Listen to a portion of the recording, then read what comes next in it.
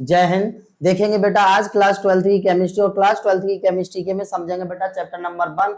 Chapter number 1 में हम part यहाँ पर 3 तक कंप्लीट कर लिए थे। आज का हमारा पार्ट कौन सा है बाबू? तो 4 है। आज पार्ट 4 में हम समझेंगे हिमांक और हिमांक अवनमन। उसके बाद के जो टॉपिक हैं, आगे के जितने भी टॉपिक्स हैं उन पर डिटेल डिस्कस करेंगे। तो सामने बेटा देखते रहेंगे और बने रहेंगे इस क्लास में, और एंड तक पूरा क्लास ध्यान से देखेंगे और समझेंगे, पूरा समझने की कोशिश करेंगे। बेटा मैं कोशिश ये करूंगा कि आपको 100% कॉन्सेप्ट क्लियर करके जाऊं। चलिए तो स्टार्ट करते हैं आज की क्लास। सबसे पहले टॉपिक हमारा कौन सा टॉपिक है आज का? हिमांक। तो बाबू समझेंगे हिमांक किसे कहते हैं, नजर सामने होनी चाहिए। हेलो देखेंगे बेटा, तो समझिए हिमांक किसे कहते हैं, ध्यान से समझे बेटा। हिमांक भी एक क्या है? आपका तापमान है। आपसे पूछे कोई कि हिमांक किसे कहते हैं, हिमांक क्या है, तो आप सबसे पहले यहाँ पर समझेंगे एक बात बेटा। आप सब बच्चे जानते हैं कि हिमांक को इंग्लिश में फ्रीजिंग पॉइंट बोलते हैं। Okay, freezing point. अब यहां से एक बात क्लियर हो रही होगी, सर फ्रीज यहां से एक बात क्लियर हो रही होगी कि फ्रीज मतलब क्या होता है? जमना। फ्रीज मतलब जमना। आप सब जानते हैं सर फ्रीज माने तो जमना होता है। तो सिंपली आप बता सकते हैं वह तापमान या वह ताप जिस पर कोई द्रव जमता है। एकदम सिंपल लाइन की बेटा डेफिनेशन। वह तापमान जिस पर कोई द्रव जमता है उसे क्या कहते हैं? हिमांक कहते हैं। That is final. समझ में आ गया बेटा? आराम से समझ में आ गया कि होगा कि हिमांक किसे कहते हैं, कोई प्रॉब्लम नहीं रही होगी। तो एक लाइन लिखी हुई है, हम यहाँ पर पढ़ के आपको सुना देते हैं, सामने देखेंगे सभी बच्चे। देखिए क्या लिखा हुआ है, वह ताप जिस पर कोई द्रव ठोस में परिवर्तित होता है उसे हिमांक कहते हैं। एकदम सिंपल लाइन, आराम से समझ गए होंगे। अब चलिए नेक्स्ट पॉइंट की ओर बढ़ते हैं बेटा। यहां पर देखेंगे हिमांक में अवनमन। बेटा एक बात और मैं आपको बता दूं पहले, उसके बाद में हिमांक में अवनमन आपको पढ़ाऊंगा। आपको पता है कि हिमांक भी एक तापमान है और क्वथनांक भी एक तापमान है। मतलब जो द्रव जिस तापमान पर जम रहा है, तो इसका मतलब है वो भी एक टेम्परेचर है। किसी ना किसी तापमान पर द्रव जम रहा है, सीधी सी बात है। और किसी ना किसी तापमान पर द्रव पिघल रहा है या उबल रहा है, तो वो भी एक तापमान है। तो यहां पर सीधी सी बात यह है सर, जिस तापमान पर कोई द्रव जमता है या ठोस में परिवर्तित होता है उसे हिमांक कहते हैं। सीधी सी बात, हिमांक भी एक प्रकार का क्या है? टेम्परेचर है। ओके, तो याद रखना जब कोई द्रव जिस तापमान पर जमता है ना बेटा, वो भी एक आपका क्या होता है? टेम्परेचर, मतलब उसे हिमांक कहते हैं। इतनी बात क्लियर। चलिए अब आगे बढ़ते हैं बेटा हिमांक में अवनमन। हिमांक में अवनमन क्या बेटा? एक छोटा सा पॉइंट आप यहां पर समझ लेंगे सभी स्टूडेंट। अवनमन का मतलब क्या होता है? अवनमन, जहां पर भी एक शब्द आ जाए बेटा अवनमन, वहां पर आप ध्यान से बता देना सर, अवनमन का मतलब होता है कमी होना। मतलब किसी की अवनमन की बात करें, किसी भी टॉपिक में अवनमन की बात करें, तो अवनमन का मतलब है किसी भी चीज का कम होना। तो यहां पर अवनमन का मतलब ये सीधा सा कम होना, कमी होना। तो लिखा हुआ है यहां पर देख लेंगे, किसी विलयन में जब कोई अवाष्पशील विलय मिलाते हैं तो उसके हिमांक में कमी हो जाती है। हिमांक में यह कमी हिमांक में अवनमन कहलाती है। ओके, एकदम सिंपल। जब कोई हमारे पास विलयन है, ऐसा विलयन जो बिल्कुल शुद्ध हो, प्योर हो, और उसमें कोई अवाष्पशील विलय मिला दिया जाता है तो उसके हिमांक में कमी आ जाती है। तो इस प्रकार जो कमी आती है बेटा, वही क्या कहलाती है? हिमांक में अवनमन कहलाती है। आराम से आप समझ गए होंगे और इसे याद रखेंगे सभी बच्चे। हिमांक में अवनमन को बेटा डेल्टा TF से प्रदर्शित करते हैं। ओके, किससे प्रदर्शित करते हैं? तो डेल्टा TF। कोई दिक्कत यहां तक? तो जब किसी विलयन में कोई अवाष्पशील विलय मिलाया जाता है तो उसके हिमांक में कमी आ जाती है। यही कमी हिमांक में अवनमन कहलाती है। अर्थात एक line,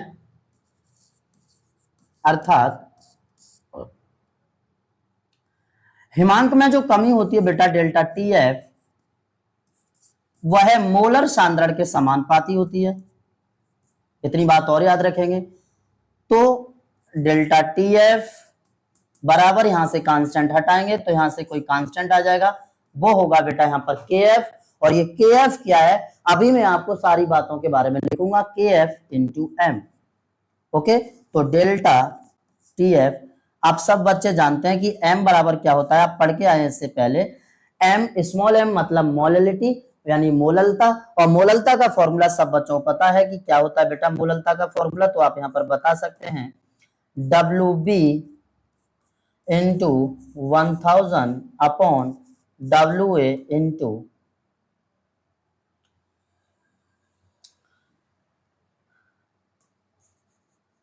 मोललता M B into W A. मतलब मोललता का फॉर्मूला क्या होता है बेटा, 1 किलोग्राम ब्लैक में उपस्थित विलेय के ग्राम अणुओं की संख्या या विलेय के मोलों की संख्या को मोललता कहते हैं। यहां पर हम लिख देंगे क्योंकि ये जो m है बेटा, क्योंकि स्मॉल m बराबर होता है W B into 1000 divided by M B into W A in gram. Okay, ये आपको याद रखना है। तो ये किसके बराबर होता है बेटा, ये स्मॉल m के बराबर होता है। यहाँ पर इन ग्राम और लगा दोगे क्योंकि ये जो फॉर्मूला होता है बेटा वो ग्राम में होता है, ठीक है। तो यहाँ पर इसलिए अगर मैं एक और लाइन में लिखना चाहूं तो यहां से कितना कर सकता हूं, इसे डेल्टा टी एफ बराबर K F into W B into 1000 upon M B into W A in gram. ये हुआ हमारा किसका फॉर्मूला, तो याद रखना बेटा ये है हिमांक में अवनमन का सूत्र। इसी से हम हिमांक में अवनमन की गणना करेंगे। तो चलिए इतना समझ में आ गया होगा आराम से क्या होता है बेटा, यहाँ पर देख लेंगे delta T F is perpendicular to small M, मतलब हिमांक में जो अवनमन है वो मोलल सांद्रण के समानुपाती होता है, जैसे कुछ वहां पर यहाँ लिखा हुआ है। तब यहाँ डेल्टा टी एफ बराबर के एफ क्या है, यहाँ पर स्थिरांक है बेटा, कांस्टेंट है, into small M. Small M बराबर आप सब जानते हैं ये फॉर्मूला होता है मोललिटी का यानी मोललता का, जो कि हमने यहाँ पर इसकी जगह रख दिया है। फाइनल फॉर्मूला हमारा डेल्टा टी एफ बराबर K F into W B into 1000 divided by M B into W A in gram. कोई दिक्कत यहाँ तक, जहां आपको लिखना आप लिखना चाहते हैं तो लिख सकते हैं, यहाँ पर जहां नाम दे सकते हैं बेटा अलग अलग, जहां ये जो डेल्टा टी एफ है वो क्या है बेटा, तो आप सभी को अभी अभी बताया है कि हिमांक में अवनमन, हिमांक में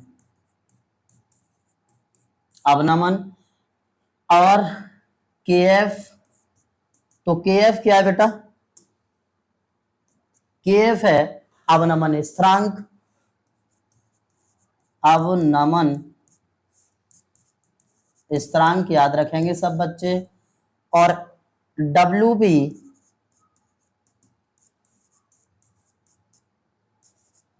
है बेटा विलेय का भार, एम बी विलेय का अणुभार,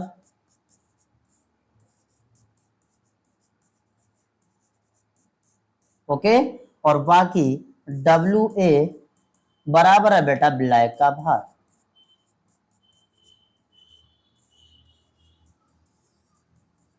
तो इतनी सारी चीजें हैं, आराम से समझ गए होंगे सभी बच्चे कि हिमांक में अवनमन क्या है और इसका फॉर्मूला क्या है बेटा, कोई दिक्कत नहीं। चलिए अब नेक्स्ट टॉपिक की ओर बढ़ते हैं। नेक्स्ट टॉपिक है हमारा बेटा, यहां पर देखेंगे क्वथनांक। क्वथनांक, तो वही क्वथनांक किसे कहते हैं, एकदम सिंपल। अभी अभी हमने हिमांक समझा, हिमांक का अवनमन समझा, अब हम समझेंगे क्वथनांक किसे कहते हैं, क्वथनांक क्या होता है। तो आप सभी बच्चे जानते हैं कि बेटा क्वथनांक को इंग्लिश में बॉइलिंग पॉइंट बोलते हैं, बॉइलिंग पॉइंट। अब आपको इंग्लिश के शब्द से क्लियर हो रहा होगा सर बॉयल, बॉयल मतलब क्या होता है, आप यहां पर बताइए। बॉयल मतलब उबलना, उबलना, बॉयल मतलब क्या, उबलना। तो आप बता सकते हैं आराम से सर वह ताप जिस पर कोई द्रव उबलता है उसे क्या कहते हैं, क्वथनांक कहते हैं। एकदम सिंपल लाइन की डेफिनेशन, मतलब कोई द्रव है, सपोज करो हमारे पास ये कोई पात्र है, ये कोई पात्र है,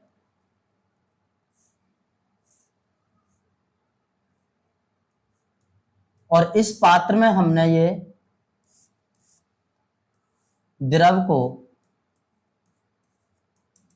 उबलने रख दिया है यहाँ पर, ठीक है, द्रव को उबलने रख दिया है। इसमें कोई द्रव भरा हुआ है, कोई लिक्विड मैटर है, कोई लिक्विड मैटर है, सपोज कर लेते हैं जल है H2O, और इसमें उबलने के लिए रख दिया। यहां से हमने टेम्परेचर दिया, तापमान दे रहे हैं बेटा। तो जिस तापमान पर ये उबलना शुरू हो जाएगा, जिस तापमान पर यह उबलना शुरू हो जाएगा, वही तापमान क्वथनांक कहलाएगा। ओके, आराम से समझ में आ गया होगा। तो एक लाइन लिखी हुई है बेटा, सिंपली आप यहां से समझ सकते हैं, वह ताप जिस पर कोई द्रव उबलता है उसे क्वथनांक कहते हैं। एक लाइन की डेफिनेशन, क्या समझ रहे हैं इतनी बात? चलिए अब बात करते हैं सर, द्रव एक मतलब उबलना शुरू कर कब देता है, उबलता कैसे है, मतलब उसे कितना टेम्परेचर देना चाहिए तब द्रव उबलना शुरू कर देगा। तो एक बात याद रखेंगे सभी स्टूडेंट्स, यहां पर होता क्या है कि इसका जो वातावरण का बेटा जो दाब होता है, प्रेशर होता है वातावरण का, जिसे वायुमंडलीय दाब बोलते हैं, वायुमंडलीय दाब बोलते हैं। अब इसे हम उतना टेम्परेचर देंगे कि इस वातावरण के दाब मतलब 1 एटमॉस्फेरिक से 1 ATM से 1 वायुमंडलीय दाब से वह ज्यादा हो जाएगा, अधिक हो जाएगा, द्रव हमारा उबलना शुरू हो जाएगा। तो क्या हुआ यहां पर समझेंगे, जब हम उतना ताप दें कि एक वायुमंडलीय दाब है, वहां से जब तक एक वायुमंडलीय दाब हट नहीं जाएगा तब तक बेटा हमारा द्रव उबलेगा नहीं।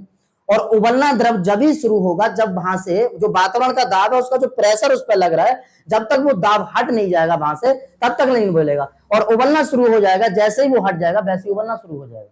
तो याद रखेंगे, जैसे ही यहां से एक वायुमंडलीय दाब, वातावरण का जो दाब है जिसे 1 एटमॉस्फेरिक बोल रहे हैं, एक वायुमंडलीय दाब यहां से जैसे ही हटेगा वैसे ही द्रव उबलना हमारा शुरू हो जाएगा।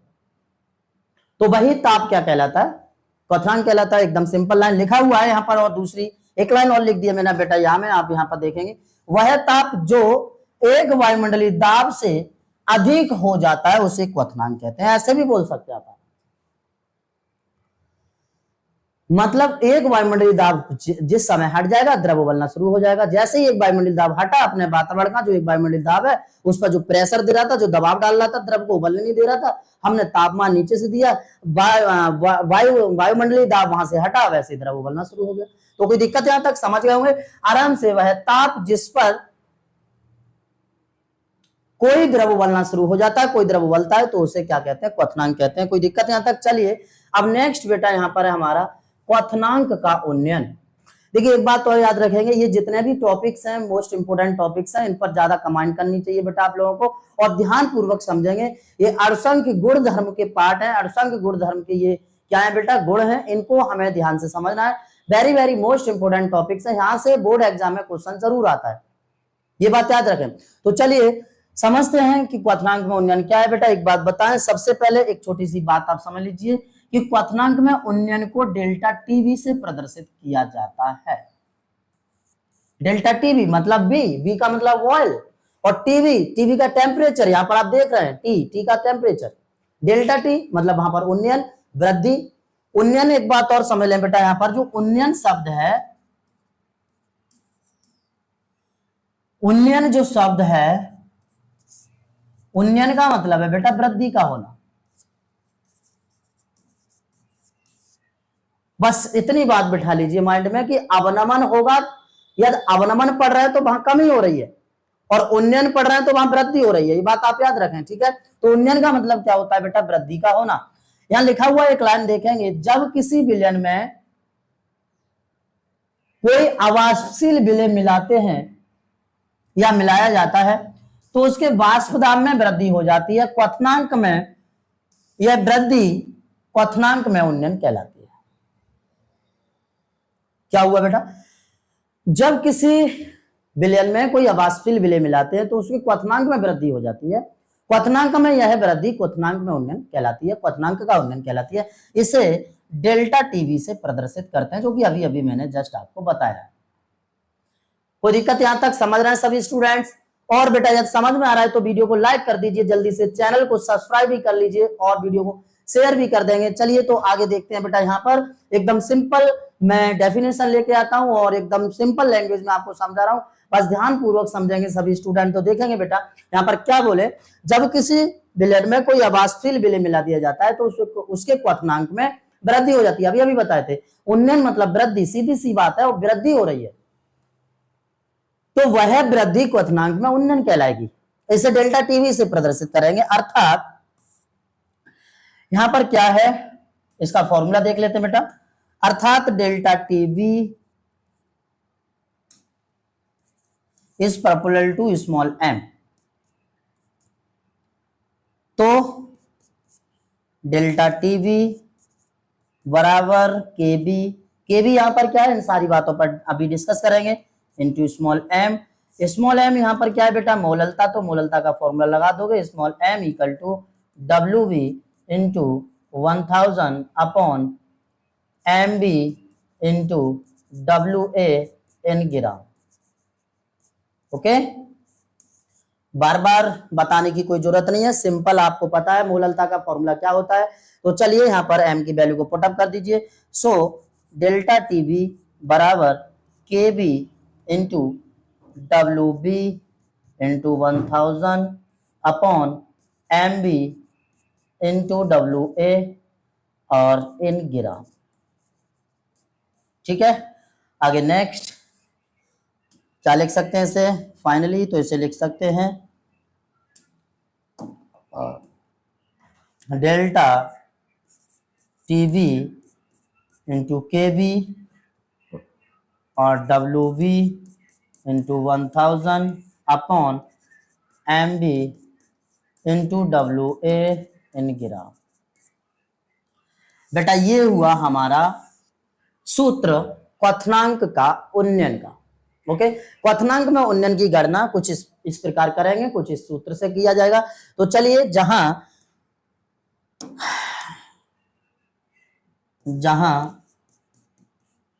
डेल्टा टीवी बराबर क्या है, तो बेटा अभी जस्ट बताए हैं, डेल्टा टीवी बराबर क्वथनांक में उन्नयन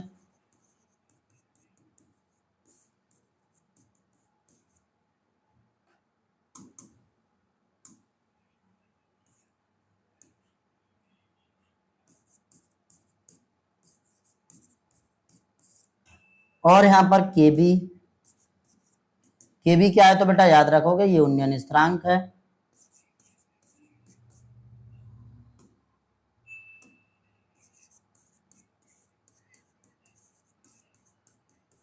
उन्नयन स्थिरांक, ठीक है। बाकी एम बी अभी जस्ट बताए हैं, एम बी क्या है, तो याद रखेंगे बेटा ये एम बी विलेय का भार,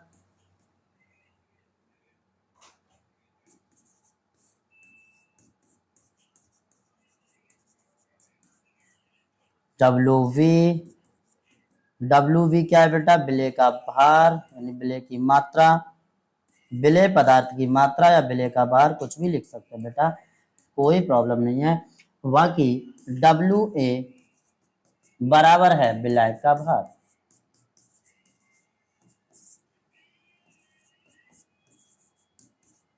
बताइए कोई प्रॉब्लम है यहाँ तक? ये हुआ हमारा क्वथनांक की उन्नयन की गणना। तो चलिए अब आगे नेक्स्ट बढ़ते हैं बेटा। नेक्स्ट टॉपिक है हमारा वाष्प दाब में आपेक्षिक अवनमन।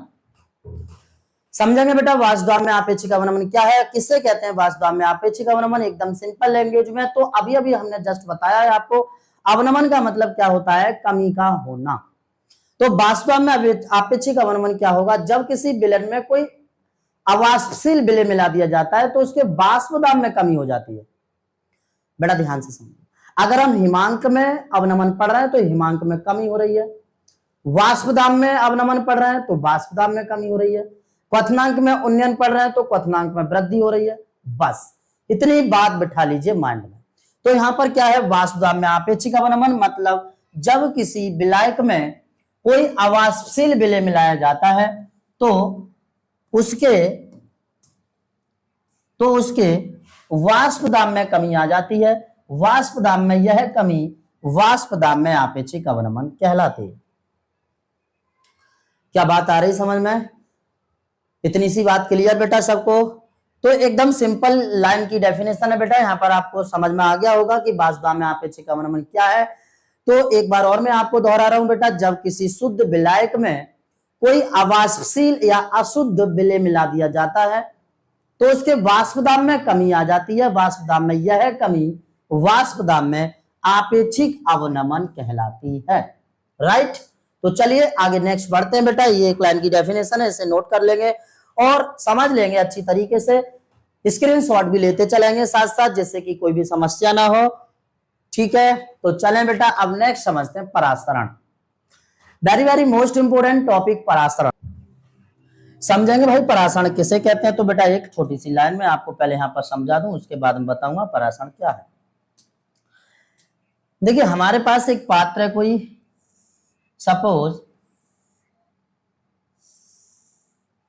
ये कोई पात्र है बेटा, और इस पात्र में हमने एक झिल्ली को लगा रखा है जिसे कहते हैं अर्धपारगम्य झिल्ली। अर्धपारगम्य झिल्ली का मतलब होता है पतली सी जाली, एक पतली सी परत। जैसे आपने देखा होगा घरों में, गांव देहात में एक कपड़े वगैरह से दूध को छान लिया जाता है, चाय को छान लिया जाता है एक सूती कपड़े से, कॉटन के कपड़े से। तो उसमें जो कण होते हैं, धूल मिट्टी के कण होते हैं, वो उसी कपड़े में रह जाते हैं, बाकी दूध या पानी या चाय अलग हो जाता है छान के। सही है, उसी प्रकार यहाँ पर एक जाली लगा दी जाती है बेटा। मतलब यहाँ पर एक पतली सी जाली है और इसको हम बोल रहे हैं पतली सी झिल्ली है, जिसे अर्धपारगम झिल्ली कहते हैं। जैसे आपने देखा हुआ अंडा को उबाल के उसका छिक्कल निकाल कर और बाद में एक पतली सी लेयर होती है, वो बेटा अर्धपारगम झिल्ली है। प्याज का छिक्कल देखा हुआ, प्याज का एक छिक्कल मोटा सा जो होता है उसे निकाल कर उसके बाद पतला सा जो छिक्कल निकलता है, पतली सी जो परत निकलती है, वो अर्धपारगम झिल्ली होती है। तो अर्धपारगम झिल्ली का मतलब समझ गए होंगे, एकदम पतला सा परत। ठीक है, तो यहाँ पर याद रखेंगे ये कोई अर्धपारगम झिल्ली है।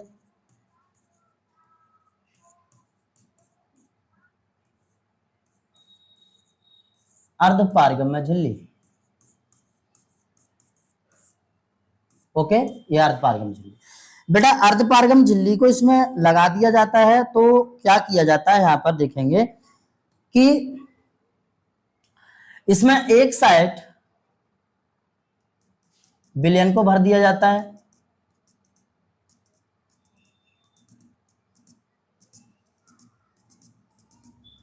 विलयन, और एक साइड विलायक को भर दिया जाता है।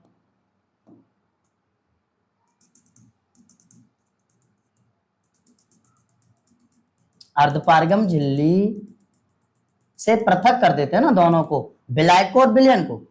तो एक साइड इसमें विलयन भर लिया जाता है और एक साइड विलायक। यहां पर देखेंगे ये जो इसमें दिख रहा है बेटा, ये है विलयन और इसमें भर रखा है हमने विलायक।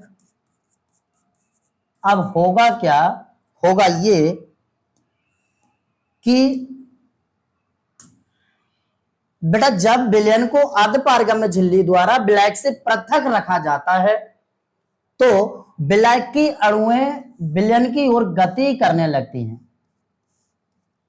विलायक की अणुएं विलयन की ओर गति करने लगती हैं, यही गति परासरण कहलाती है। क्या समझ में आ रहा है सभी बच्चों को? एकदम ध्यान पूर्वक सुनना बेटा दो मेरे शब्दों को, यदि मेरे शब्दों को आप यहीं सुन लिए तो गारंटी से बता सकता हूं आपको डेफिनेशन यहीं पर याद हो जाएगी, कोई भी समस्या नहीं आएगी परिभाषा को याद करने में। तो क्या बोले, जब किसी विलयन को अर्धपारगम्य झिल्ली द्वारा विलायक से पृथक रखा जाता है तो विलायक की अणुएं विलयन की ओर गति करने लगती हैं और यही गति परासरण कहलाती है। मेरे ख्याल से आप आराम से समझ गए होंगे कि परासरण किसे कहते हैं। ठीक है, एकदम सिंपल। तो चलिए एक बात और समझ लेते हैं, यहाँ पर परासरण के कितने प्रकार होते हैं। तो बेटा परासरण के दो प्रकार होते हैं, एक होता है अंतः परासरण और एक होता है बाह्य परासरण।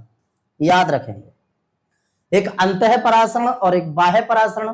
अंतः परासरण का मतलब बेटा किसी वस्तु के अंदर या फिर कोई चीज है, कोई विलयन है, उसके अंदर अगर परासरण की क्रिया हो रही है तो वो अंतः परासरण क्रिया कहलाएगा, और बाहर हो रही है परासरण की क्रिया तो वो बाह्य परासरण कहलाएगा। ठीक है, तो चलिए इतना आप एक स्क्रीनशॉट ले लीजिए, फिर आगे बढ़ते हैं बेटा। चलो नेक्स्ट समझते हैं। यहां पर देखेंगे नेक्स्ट टॉपिक है वेरी वेरी मोस्ट इंपोर्टेंट बेटा टॉपिक, परासरण दाब। याद रखेंगे सभी बच्चे की बोर्ड एग्जाम के लिए very very most important topic है बेटा, इसको आप ध्यान पूर्वक समझना। यहाँ पर परासरण दाब किसे कहते हैं, कैसे गणना करते हैं परासरण दाब की। चलिए भाई परासरण दाब किसे कहते हैं, तो यहाँ पर पहले एक बात समझ लीजिए, परासरण दाब का मतलब होता क्या है। सर छोटी सी बात मैं आपको अभी बता दूं कि अभी अभी आपको पता है हमने परासरण को समझा, ये कोई पात्र है और इस पात्र में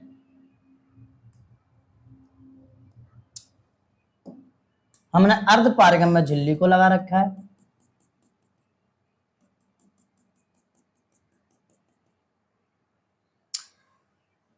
अर्धपारगम्य झिल्ली के एक और विलयन को भर लिया बेटा, जो अभी अभी जस्ट बताए थे ना, सेम वैसे ही यहां पर समझना है। और एक और भर लिया बेटा हमने विलायक, बात समझना ना ध्यान से। तो यहां पर ये क्या है, ये अर्धपारगम्य झिल्ली है,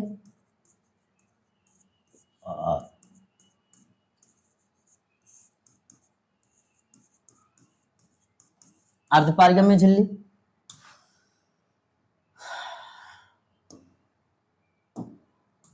और ये क्या है बेटा, ये विलयन है, ये विलायक है।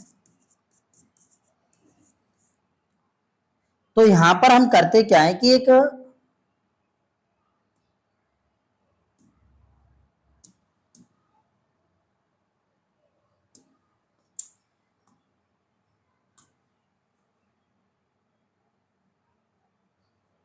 यहां पर हम एक पिस्टन लगा देते हैं,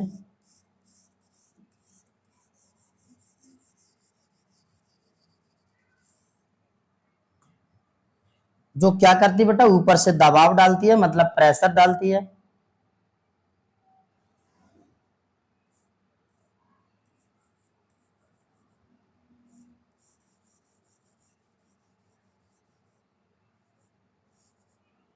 ओके, ये प्रेशर यहां से ऊपर से दाब पड़ता है, दबाव पड़ता है, याद रखना।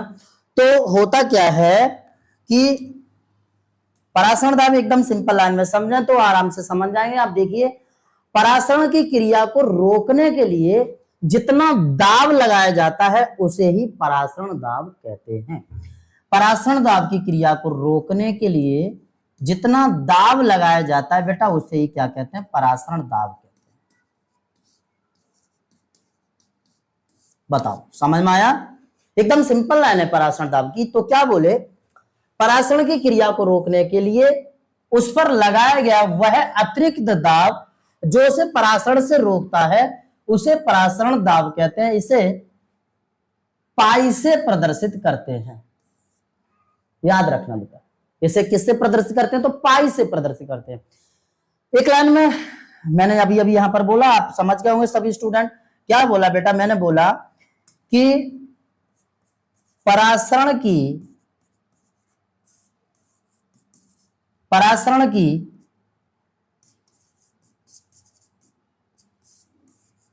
क्रिया को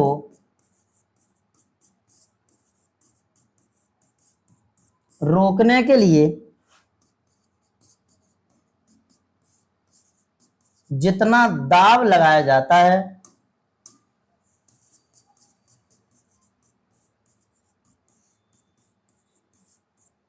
उसे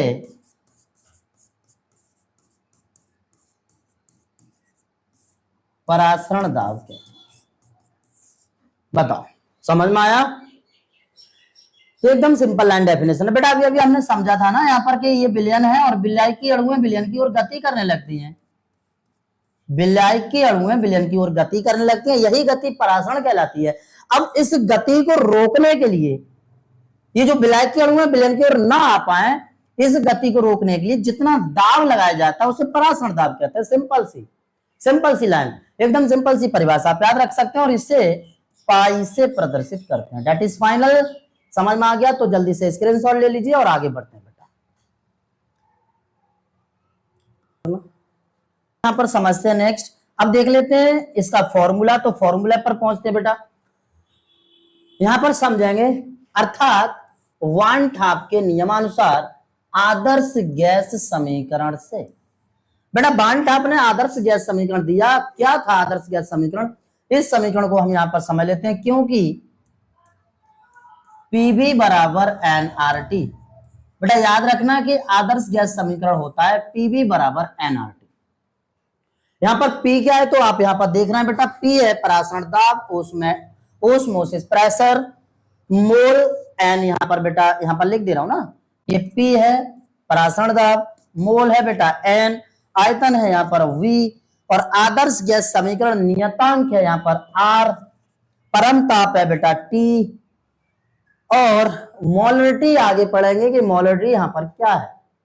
तो मैं बात करूं यहां पर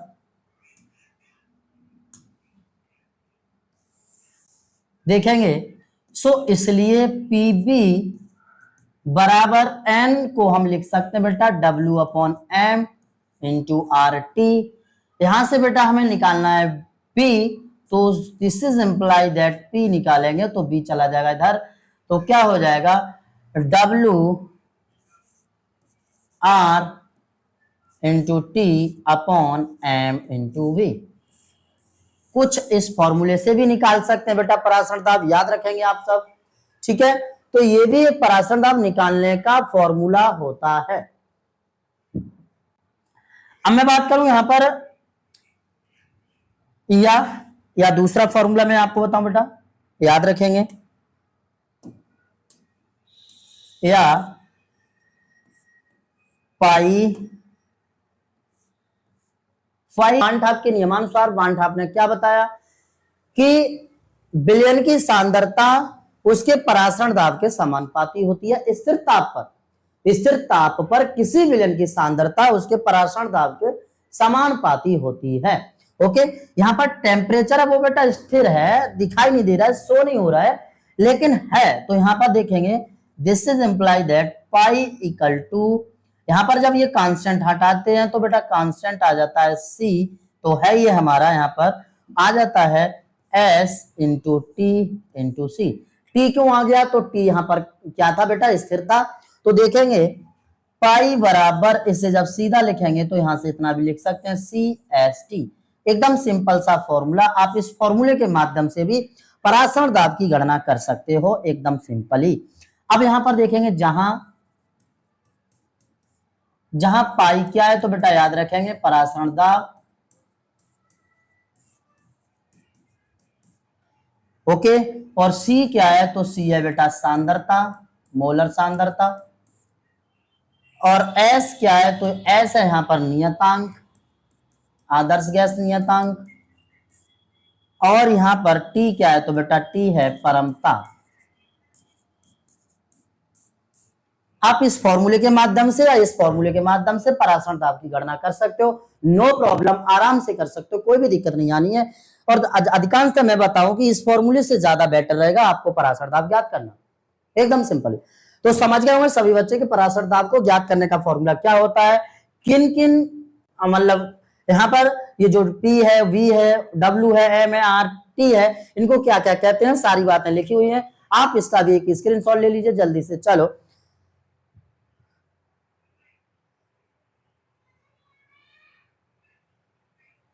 तो आज का बेटा हमारा यहीं तक क्लास था, परासरण दाब तक।